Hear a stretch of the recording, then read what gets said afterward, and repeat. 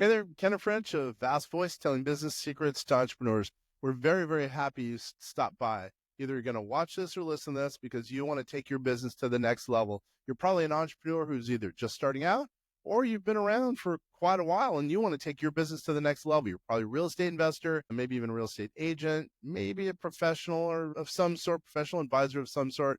And well, you are stopping by because you need some valuable advice from one of the top industry leaders there is. Anyway, thank you very much. Once again, Kenneth French, Vast Voice, telling business secrets to entrepreneurs. Really glad you stopped by. Hey, entrepreneur, you want to make lots of money? One way is by distributing press releases. Yeah, that's shocking, but it really is true. There are so many ways to get your voice out there, but one of the most economical ways is a press release. We are hanging out with, I'll call him the godfather of press releases. I'll just call him that. That sounds cool, right, Mickie? Mickie Yeah. Kennedy, who's going to add some value to you, the listener, probably an entrepreneur who wants to make more money. What's going on, Mickie?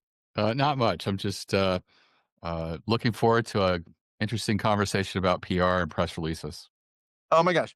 So I've used you guys in the past. So, and you're not getting paid for this. I'm not paying you. I mean, the whole deal. This is really to add value to the listeners and viewers out there who probably don't know enough about press releases and also can make a lot of money. Their ROI on press releases, I'm willing to bet you, is pretty exponentially big. So why don't we really quickly, why don't you tell us about you and how to get a hold of you? And then we're going to go into me asking a bunch of questions, adding some value. Sure. So I'm Mickie Kennedy. I started e-releases in October of 1998. So it's been going on for a long time. Originally, I started with email. I had been working for a company and faxing press releases and learning what was working and not working. And all of a sudden, every time I'd fax, journalists would call and say, "Hey, could you start emailing them in the future?" And that gave me the idea for emailed press releases, and e-releases was born. But I guess about 10 years into it, PR Newswire approached us and they liked what we were doing. Hmm.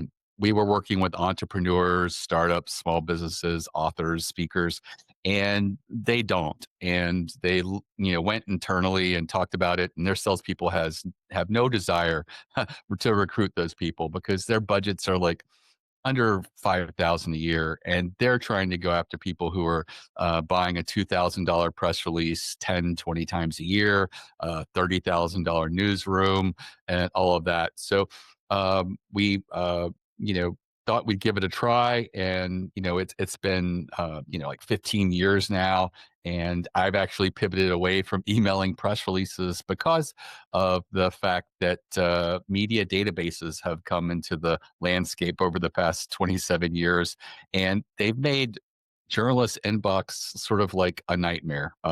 If you talk to any journalist, they'll tell you my inbox is full of so much off-targeted pitching and press releases and spam that they really, have a difficult time navigating it. And, PR firms who pitch by email are often having to have interns and other people calling and saying, "Hey, we pitched you.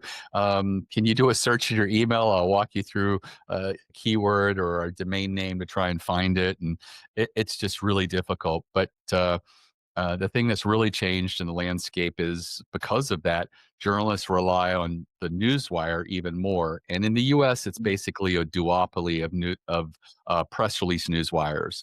Everybody's aware of Reuters and the Associated Press and United Press International. They don't run press releases. Everything they run, they've written. And they license their content to newspapers and websites and media outlets. But as far as newswires that run press releases, it's basically just those two. And there was a third player, but they've sort of pivoted because the market changed and journalists stopped going to them because journalists over the last 10 years are having to write more articles instead of like 3 to 4 articles a week. It might be 2 or 3 articles a day. And so, journalists are finding that they're having to do more and they have less time to think and research. And so they rely even more on those two newswires, and their inbox has become something that is no longer an asset for them. And so for those reasons, the newswire is an amazing opportunity, but PR Newswire, for example, charges $1,700 plus for a 600-word press release to go out nationally. Yeah. And, I found that that's out of the reach of most of my customers. And the Newswire and I were able to navigate pricing over the years. And today I do over 10,000 releases, and all of my releases go out nationally over PR Newswire. And, we don't have to pay anything close to $1,700. And so it's a lot cheaper for entrepreneurs and startups and others to access the newswire and get that benefit by going directly through us. Yeah, yeah. By the way, how does someone order one of your packages or what have you, or get a hold of you? Let's get that out of the way because I'll forget. So the website's ereleases.com. We have a lot of social media on the lower right, but in our footer, you'll see we have a new customer special. That's the best place to start because you get our newsmaker, which I think is normally, I think it's $4.99 or $5.99, and you get it for $3.49. And so you can also buy a package at that rate, and we actually keep that package option open to you for 30 days after your first release. So if you try us at the incoming price, you can lock in that after you've tested us and you decided you liked us, and start your savings there. I gotcha. All right. I got to tell you, I'm a little embarrassed. I have so many questions, and all of a sudden they're just all in my head. I can't even get them out. So let's assume, sell me. How about this? Let's say I'm a entrepreneur, which I am, but let's say I'm a entrepreneur. I want to now start marketing my business. I have a bunch of cool things. This is actually real. I have a bunch of cool things coming up. Why press releases, and walk me down that road. I think a lot of our viewers and listeners will gain some positive benefits for them as well. Sure. So most people are aware of paid advertising, Google paid advertising, Facebook, others. And that seems to be the way that most people do because it's very scalable. You can just cut it on, but it's also very expensive. When it comes to PR, it's not very expensive. Using a service like ours, you can build a PR campaign of 6 to 8 releases and not even spend $4,000. And for the Mhm. average small business and entrepreneur, it might take you 2 years or a year and a half to use 6 to 8 releases. And I often tell people, you can do more if you have more milestones. There are some businesses who are constantly doing, new deals, new partnerships. They're bringing on veteran talent that the industry will recognize. And so those are certainly newsworthy events that you want to do. But the average small business, they have to sort of fight and challenge themselves to get like maybe a press release a quarter. And so, like I said, it might take you a year and a half to 2 years. So for under $5,000, you can write and distribute, 8 releases, and maybe it takes 2 years. But the most important thing to recognize is that if one of those press releases gets picked up and does extremely well, it can really move the needle in a way that paid advertising, can't hold a candle. I had Mhm. one client who did a press release and got an article in Waste Management. It was a monthly trade publication, and they ended up getting discovered by a city in Australia that ended up using them to build 3 waste management facilities. I think over $40 million in business Wow. from that one article. I have a case study on our website. Yeah, about a very short-lived initiative called the Dining Bond Initiative that was set up during the pandemic, and it was meant to help restaurants that were closed during the pandemic. And basically, if you had your favorite local restaurant, maybe the one you went to on your anniversary, and you're worried about them because there's a lot of uncertainty, and you could maybe donate $50 or $100, and it would sort of be backed by a gift certificate. Dining bond is how they sort of did it. And volunteers would then try to reach the restaurant, and if they got in touch with them, the money went directly to them. And if they couldn't reach them, they wouldn't accept money from you. But it raised over $10 million, resulted in over 100 articles. Like the Wall Street Journal and big places picked it up, but it did really well with daily papers. As a matter of fact, I suspect it did closer to 150 to 200 media pickups because after a while, we stopped recording the Mm. pickups in daily papers because they were just everywhere. And so that one did so well because it was positive news in a time where there was a lot of uncertainty and negative sentiment. And journalists like to counter that. And so if you had positive news at that time, you had a very strong likelihood that the media would consider it. And also, we were sent home for 2 weeks to flatten the curve, and we know how that turned out. But we felt powerless, and here was something actionable that we could do. We could make a small donation to a restaurant or a pizza place or something locally that we cared about, and it made a difference. And so I think that's why that did very well. But it shows that if you have something that's newsworthy and engaging, going on a newswire allows it to go to so many places. And all of these were individual articles. It wasn't the same article that was licensed or put on a lot of these places. Every article in every newspaper was uniquely written by a journalist at that organization. And, that is amazing original content. It helps your SEO even when they don't link to you. Google has a patent for being able to tell when an authoritative website is talking about you and to give you a link credit, even if there is no actual link there. And so, getting picked up in the Wall Street Journal, getting picked up in the New York Times, my clients know when that happens, their SEO goes through the roof, even when there is no actual link or anything like that. And so, these are all some of the benefits of PR. The customers you generally get from an article like that, they generally don't open a window and say, I just read about this great company. Now let me go see if I can find it cheaper on Amazon or somewhere else. They are engaged. They have a sort of like a signal of trust when a journalist writes about you, and they want to do business with you. And so they're less likely to price shop, and they tend to stick around and be more loyal. And so these are some of the best customers that you can bring on board. And it even helps you with your existing conversions. Your leads, if you put that article in front of them, they'll read about you and they'll go, "Wow, this journalist wrote about you." It's almost like an implied endorsement, and they are then more likely to convert. And the same thing with churn. We find that people who do PR and get articles and put those articles on their social media, on their website, and their newsletters, get it in front of their customers, that it reduces their churn rate because customers always sit there and say, "Hey, it's been a couple of years. We've been using this person. Maybe we should consider looking around to make sure we're using the right company." But if all of a sudden they see you in a trade magazine and it's talking favorably about what you're doing, and it seems like you're on the cutting edge of your industry, they're probably not even going to bother to shop around. They're going to feel like, "Oh yeah, we're with the right company. This is great." And so these are all the things that PR does that advertising can't do. I mean, I've had people say, "Hey, that article we got 400 people who visited us from that article, and 240 of them converted. They bought something. Is that even possible?" And I'm like, "Yeah, not everybody who read the article went to your website, but those that did, they had that, signal of trust, and you were a consumer product under, I think, $40. So yeah, it's very likely that more than 50% of them who came from the article actually purchased from you. I've never heard of a paid ad where a landing page converts anything close to over 50%. It's just not possible. Yeah, Um, yeah, I totally get where you're coming from. So let me explain how I think the logistics. Remember, I'm naive; I don't know anything. How it works. So people go onto your website. They write in general. I'm going to be general.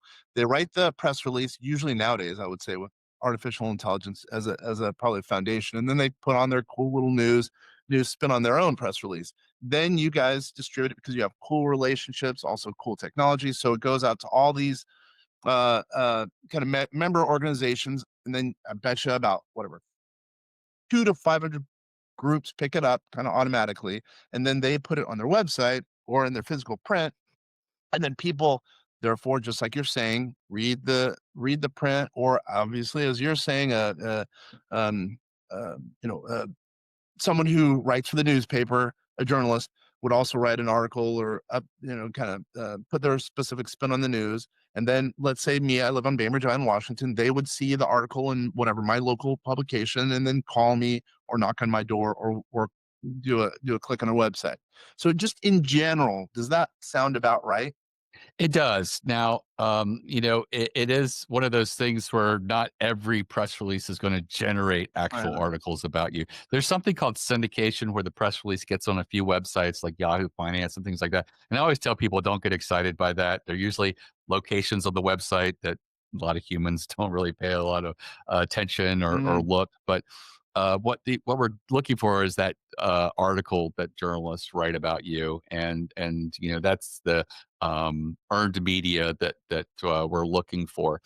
And that being said, I find that a lot of people are using AI to write press releases, but unfortunately, a lot of people are also using AI to generate what the press release should be about, and that's like the biggest mistake I think I'm seeing right now. Yeah. And the reason is AI has been trained on all the press releases out there, and I would say like 97% of the press releases out there don't generate earned media, and so Mm. it's going to suggest press releases to you that probably will not generate earned media.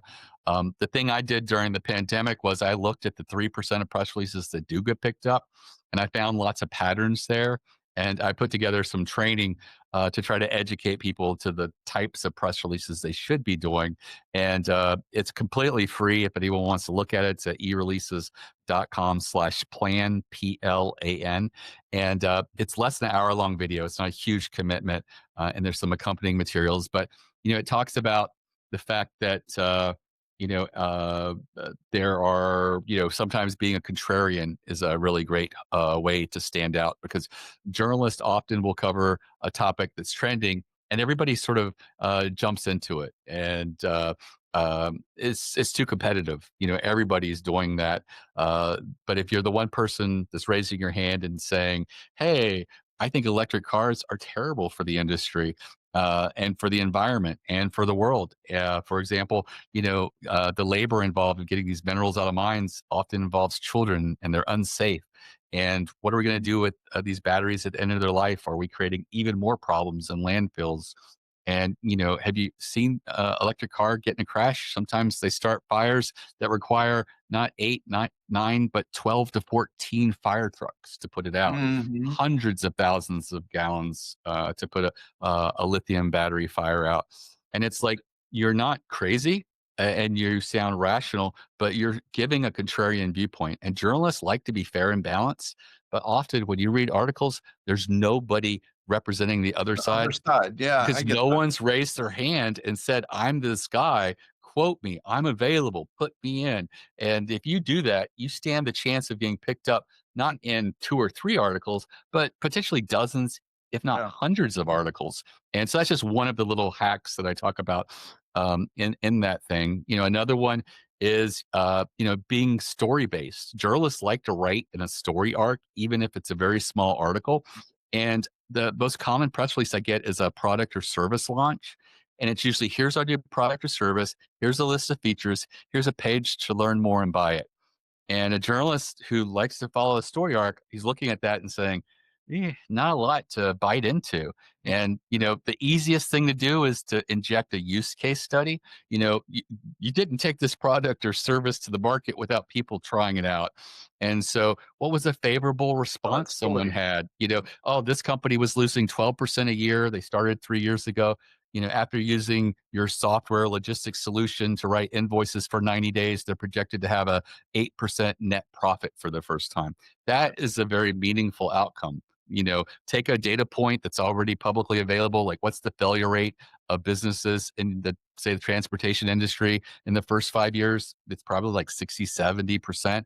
Put that publicly available number in there. It really anchors why your solution is so Yeah. valuable. And here was a company that looked like they were poised to be the next casualty, and you've completely turned them around. That's something that will excite a journalist and want to tell that story to their audience. And then put a quote by them talking about, wow, we Yeah. didn't realize something as simple as writing invoices intelligently with all the data and expenses in there would have made such a meaningful difference to us. And it Mm. certainly looks like, this product, this service is very easy to use. Something just really nice and just speaks better than you saying it. And those are the types of articles that journalists love to write. So many people write press releases selfishly in that we want to sell, so We want, we yeah. believe it's important, and therefore you should believe it's important. But a journalist, you have to put their frame of mind on, so put yourself in their shoes. And it's like they have to decide how to entertain or educate their audience. And, what could you put in your press release Yeah. that will either entertain or educate or both for their audience? And, telling a good story really showing the stakes of why something's important. So taking publicly available data points and putting them in your press release is a great way to anchor it and make Yep. it seem more meaningful. Putting a story in there about a use case, things like that, and those are just a few of the things that AI doesn't really get. Those are really But good. It sounds like that sorry to cut you off, but this is important. It sounds like that is a huge resource. Can you remind me of that resource again? Sure. It's ereleases.com/plan, PLAN, and it's completely free. Just put your email address in and you'll get a download as well as you'll be able to see the video less than an hour long. It was originally like 6 hours, and someone said, "Oh, Mickey, that's a big ask for people." So Come on, Nick. we're in the TikTok era. Can you get it into like 3 minutes or less? And I'm like, That's I can't exactly get it right. in All right, three cool. minutes or less, but I got it under an hour. Yeah, and I get it. Okay, let me ask some other questions. So I think a benefit is on people's website. I think even on our website, we have it say as seen in whatever, NBC, Fox, whatever. Do you guys, by having a press release, and if it shows up on whatever, Fox, NBC, or whatever, can you actually say on your website or in your marketing materials that, as seen on whatever, NBC as an example? I know people do it. It's not something that we promote, but we have clients who do it. Mm, I do know at the end of the day that the logos belong to the media entities. I think mm. technically they could come back and say, "Hey, we'd rather not have that there." But then again, it's like they wrote about you, so I'm not sure. But I know that. For us, it's not something that we put a lot of energy in because we like to have the articles and we like to get the articles in front of people. We like to get people to take the articles and put them on their website. Link to them, Ah, screenshot them, put PDFs available.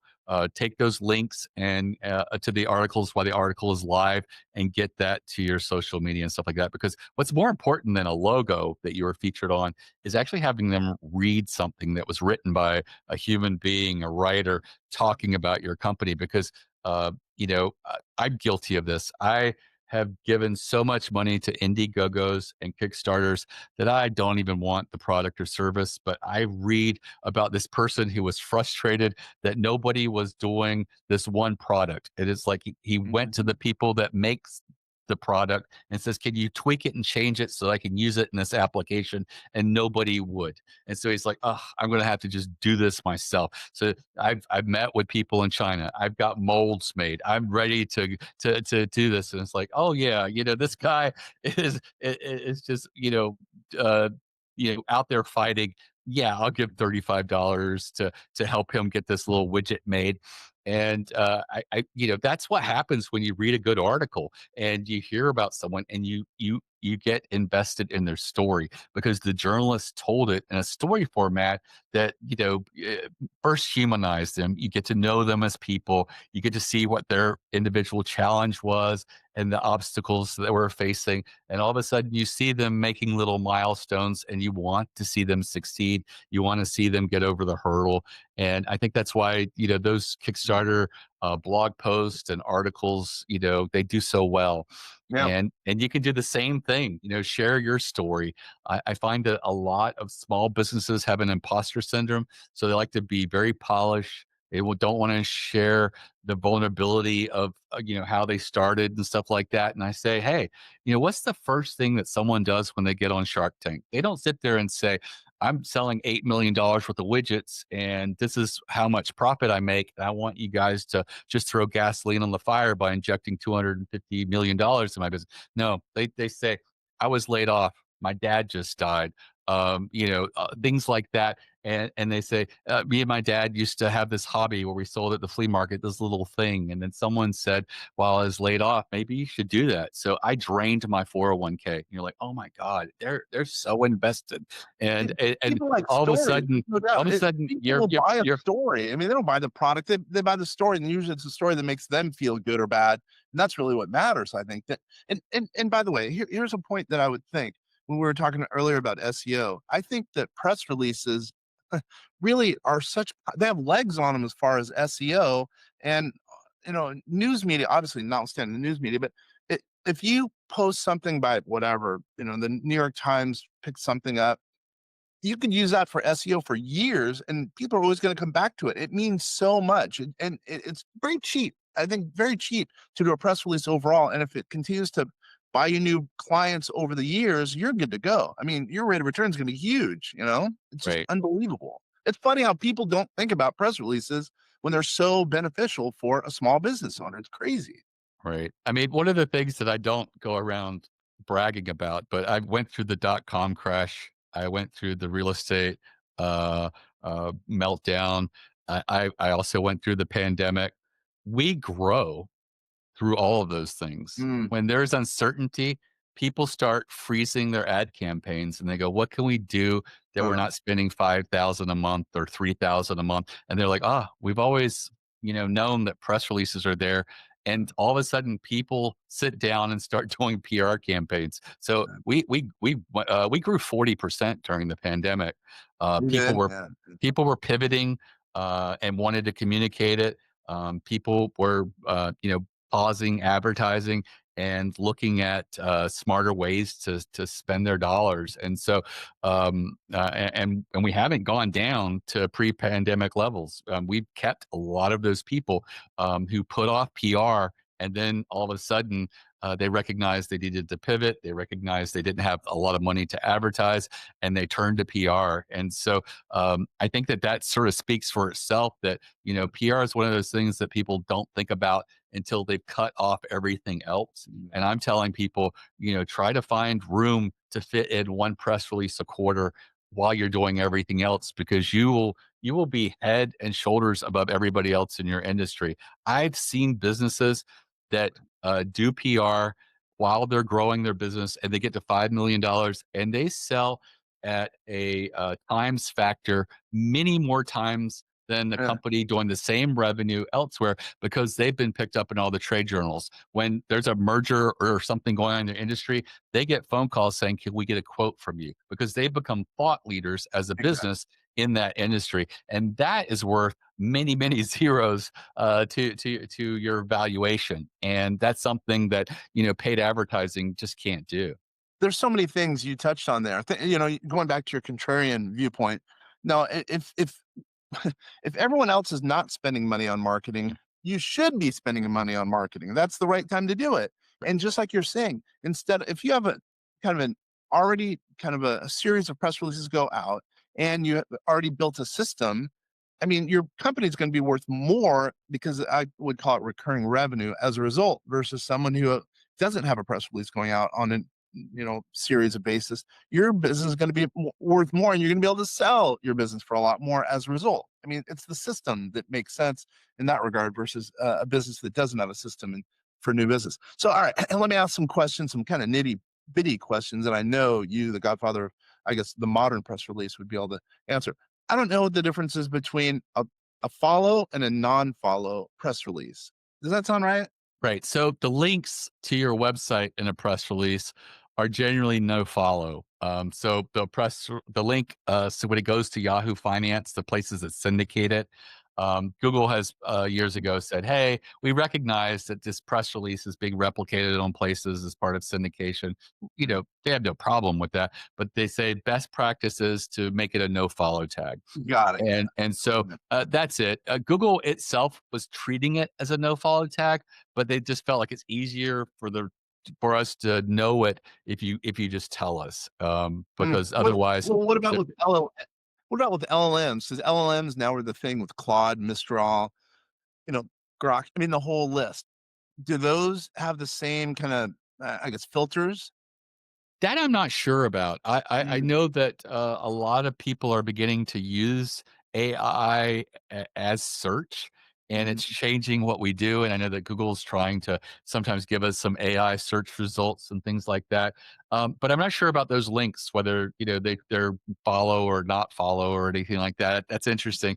When people generally ask about those type of things, I say, when it comes to SEO and press releases, write your press release naturally. Make sure that important keywords are in there, but Mhm. I wouldn't by a rule of thumb, make sure that you've mentioned your name 42 times or something like that. I just make it natural. But one So it's thing I'm readable. guilty You of, want to have people read it. Yeah, I got you. I yeah, understand. one thing I'm guilty of is I write blog posts And I always refer to a press release as a release because it's just shorthand that I'm used to. So I have to go back in there and add press in front of it a few times.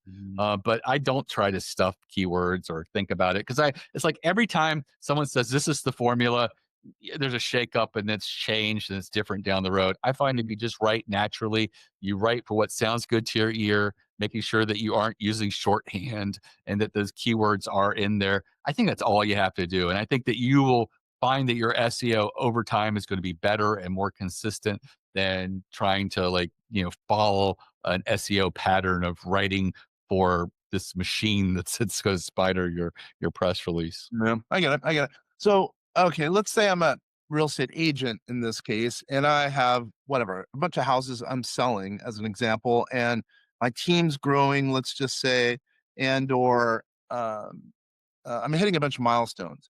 What's too much press release work? Meaning, I don't want to deluge the market. Is that a thing or is it not a thing? I think it's I don't think you're going to oversaturate the market or make anybody upset, but I think you run the risk of just spending money without getting the best return.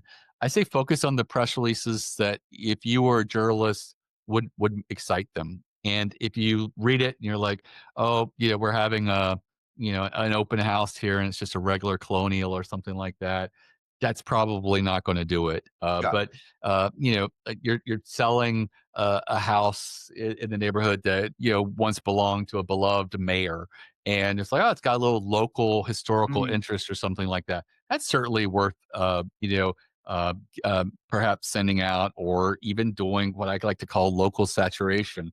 Um, I tell people that when it comes to local media, the best place to get it is you, and do it yourself.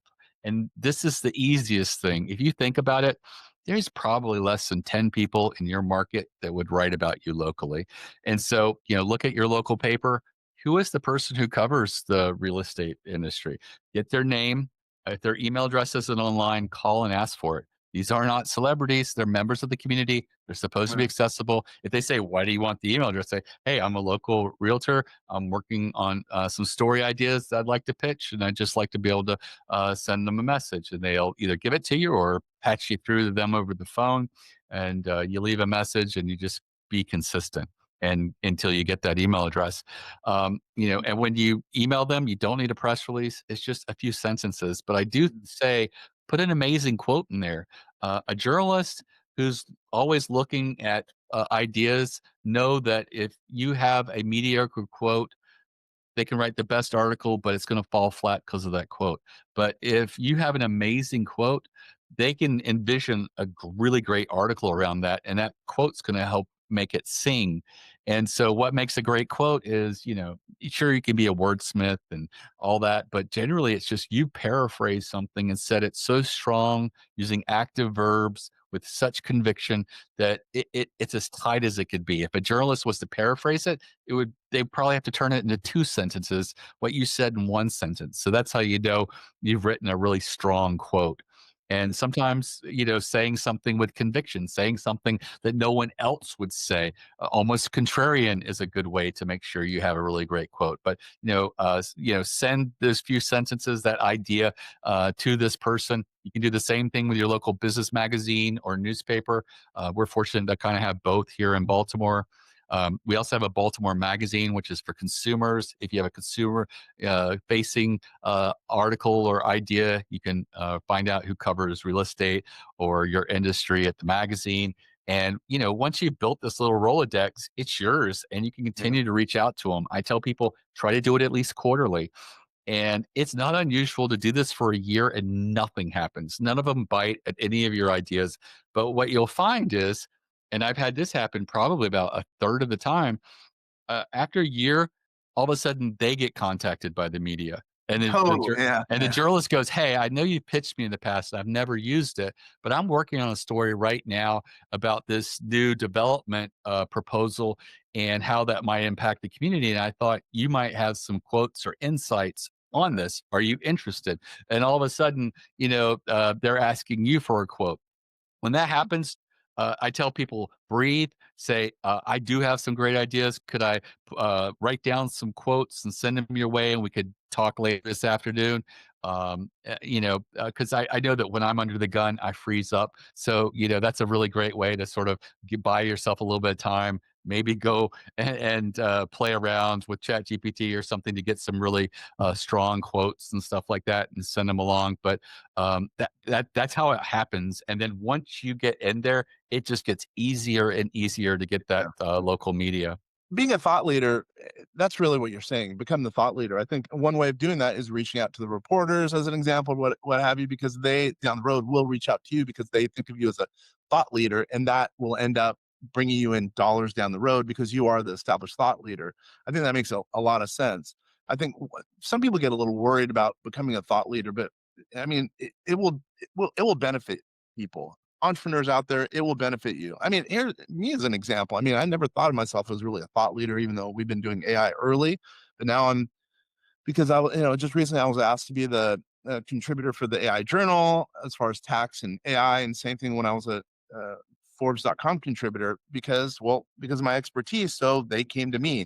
And what's funny is, like, it's surprising how many business owners are afraid to talk to journalists, though journalists, they have so little time. Just like you're saying, they're now required to do a lot more than they ever used to be. They want ideas, in my opinion. And I think what you're saying is exactly right. Give them a story, give them an easy quote, make their job easier. They'll be so much better off as a result of that. So, all right, I have a couple more questions. What's one example of someone who has elicited your services, they've used your services, and they were whatever, a small business owner, and then because of your services, they're doing mass press releases, and now they're, the next Bill Gates or whatever. Give me a good story. Well, I had a client, clutch.co, that at the time that they worked with us many, many years ago, I kinda considered them sort of like a link farm. They had a lot of little top 10s, like top 10 CRMs for architects, top 10 CRMs Mm, for salespeople, top 10, graphic design, CAD solutions for, this, that, and the other, and just a lot of top 10 lists across a lot of verticals. And I didn't see much value there. And then they started doing surveys for each of these industries. So they would do a industry survey for the architect industry. They do one for graphic designers. They would do one, and they would talk about things that were trending in the industry. Like right now, those questions would probably be a lot around AI, and maybe also about changes in work culture post pandemic and things like that. So every time they did one of these surveys, they would write a press release about it. Generally, you don't focus on all the questions in the press release. You pick mhm. one that's the biggest surprise or shock, and then you usually have a link to all the questions and answers, so journalists could go and review them and see if there's interesting other things that they could write about. And you're going to put a quote in there about why you feel the numbers skewed in a particular way on this issue. Like maybe it's around AI. It's like graphic designers, 67% believe they're going to be replaced in the next 5 years by AI. And you could say, hey, I think this is a little bit of alarmist right now, but I do believe that maybe graphic designers who don't learn to work with AI are going to be at a very serious disadvantage, say in 5 years. And again, you seem very reasonable and you're not an alarmist or anything like that. But when Clutch.co started doing that, they were getting like between 6 and 14 articles, mostly in trade publications, but also newspapers in those industries for every vertical. They were doing as many as 30 of these surveys a year, and across all these verticals, and they started doing them annually. They've sort of pushed pause on that because today, every time there's consolidation in the industry, an acquisition, they get contacted and say, "Can you give us your opinion how this acquisition affects the industry?" They are such thought leaders now that they're getting all this media attention without having to go through all the surveys anymore, which are quite a bit of work. And so, that they now have so many authoritative links to their website from all of these trade publications across all of these different industries, including big news outlets like the Wall Street Journals of the world, the Washington Post. They now are sitting in a completely different position than when I first saw them. And Mhm. it's amazing. They are very well recognized today. They have so much authority that they've created, and I would say 2/3 of that authority came from the media that they were getting over a series of like 5, 6 years. Yeah, that shows you're adding value there, Mickey. You and ereleases.com.